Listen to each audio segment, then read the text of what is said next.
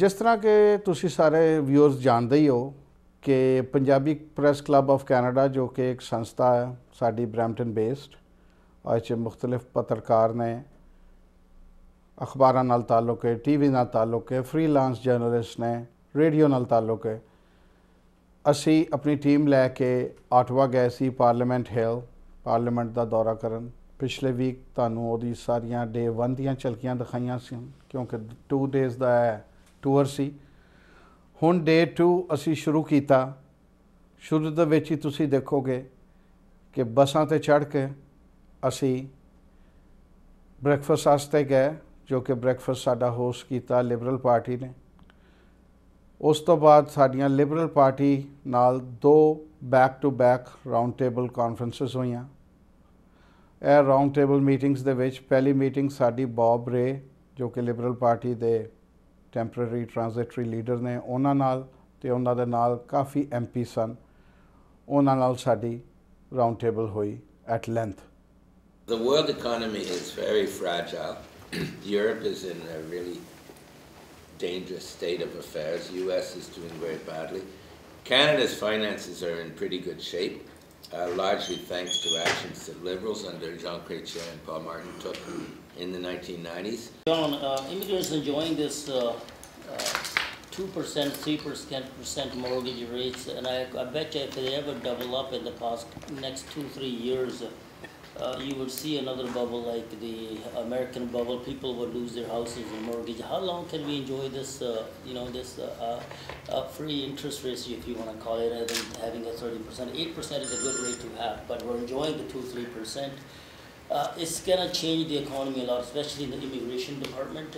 New people that are coming over enjoying this. Low for at least a year or two, likely, mainly because everybody thinks that the economy won't be very strong. The economy will be relatively weak. And I think Mark Carney has signaled that interest rates are likely to stay low for maybe the next year, possibly 2. You never know for sure. But there are concerns in the housing market. Which is with India, which is a very good thing.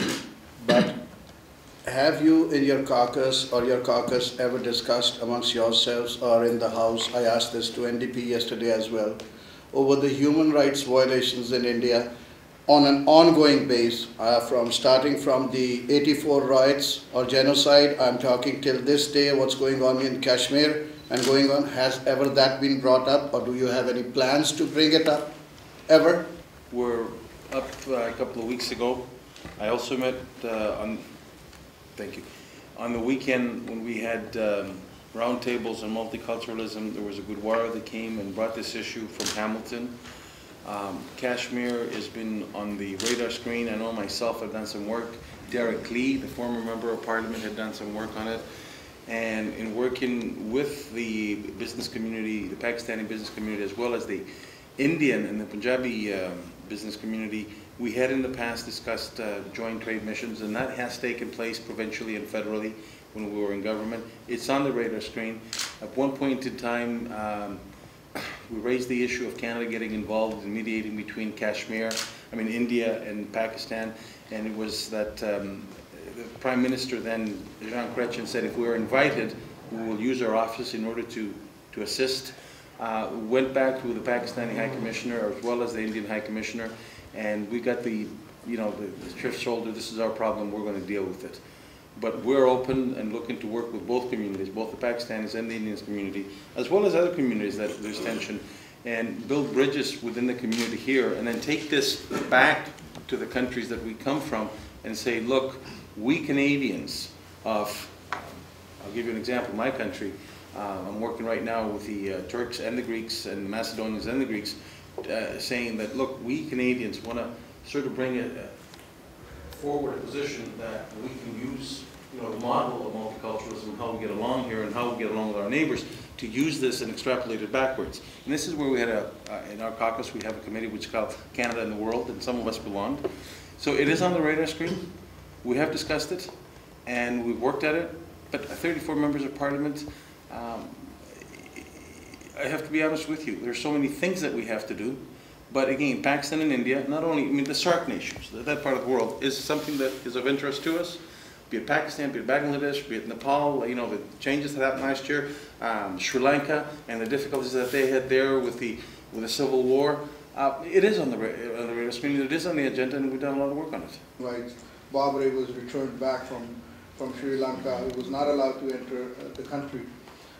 With the status of Bob Ray and the government to return him back, not to let him enter, I think that speaks to the volume of their human rights violations mindset that they have.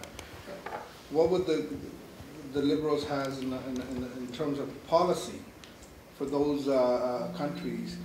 How do we deal with them when they sort of tend to violate the human rights, then not let you speak about it?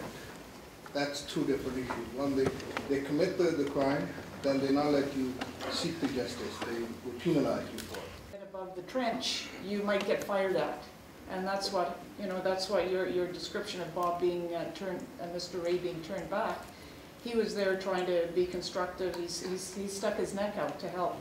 That I would say that, one, every situation is unique. And so there can't be a blanket policy that covers every situation in terms of human rights and internal struggles or between countries. But secondly, Canada has a long-standing framework that has to do with not taking sides in a dispute and taking actions in such a way as to be respected. Immigration issue was with Jason Kenney a couple of weeks ago in Brampton, and he frankly off camera is very much, even on camera, is very much of the opinion that we should do away with the refugee status, as he doesn't like the refugee program. He thinks everything is cooked up most of the time. He gave the example of Hungary. What is your take on that? And would you be in favor of that, your party, I mean by you, or what is your take on that? As simple. My father had applied to come to Canada. We passed the interview. The immigration officer says, yep, you can go to Canada, we'll send you your paperwork. My father didn't hear, we'll send you your paperwork. We're on a flight the next day. Showed up at the airport, but this was different times. And the immigration officer says, sorry, we're going to have to turn you back. Translator says to my mother, claim refugee status. Now, we had a lot of, I mean, the family being a left family back in Greece, and what happened with the junta, 67 to 74, my mother says, we're claiming refugee status. Bang, in you go. So, you got at the table here, people and previous colleagues that had come here, like Andrew Telegdi, that had claimed refugee status, and you got members of parliament from both sides of the house that had that experience. This country is a signatory to the Geneva Convention back in 1948. We've seen what Jason Kenney's doing. We've actually seen what Jason Kenney's doing today with the parents and grandparents. We're going to give you a super visa. Come on, you know, really, we're going to give you a super visa. They screwed this file up massively, and what they're trying to do is they're trying to shut people out in order to get over the backlog. I don't know if any other, I mean, Judy was the Minister of Immigration. And she, out loud. Yeah. It's just It's outrageous. outrageous, just blows my mind. We have an obligation under the UN Treaty to accept at a minimum of 20,000. That's our share. Every country has to make had to make a commitment in the UN, and we all have to share those who are displaced and who are refugees. You know, they always want to make it look like everybody who came here as a refugee, you know, is a fraud and all the rest of it, and it isn't. And, you know, the idea that they would decide that they're going to eliminate that, I have to tell you, if they ever seen a fight, they'll get a fight on that one, because it's unfair. We have a good system. Yeah, sometimes somebody gets through that maybe shouldn't have, but you know what? This is about our country growing. It's about reunifying families. And without immigration, we'll end up looking at each other here, and there'll be no growth in this country. And we need immigration, and if it means that people are coming into the refugee process and that they're being legitimately recognized, do we need to do a better job? Yes. Do we need a faster job? Yes. But to suggest that we would turn our backs on the thousands of people out there that are suffering from human rights abuses and other abuses is absolutely, well, they've never seen a fight that they would get, like the fight they're going to get from us if they think they're going to try to do that.